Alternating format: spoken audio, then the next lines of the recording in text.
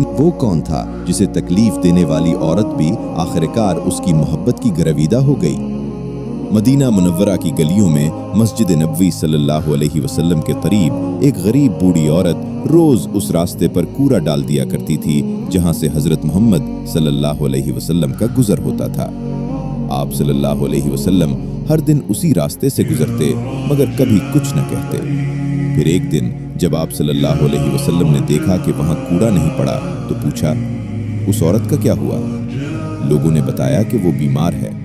ये सुनकर आप सल्लल्लाहु अलैहि वसल्लम फौरन उसके घर तशरीफ ले गए।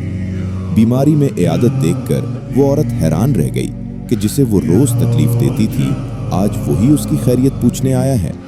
उसकी आंखों से आंसू बहने लगे, दिल पिघल गया और उसी लम्हे उसने इस्लाम कबूल कर लिया। यही था रहमतुल्लाह सल्लल्लाहु अलैहि वसल्लम का किरदार, जहां नफरत का जवाब भी मोहब्बत से दिया जाता है।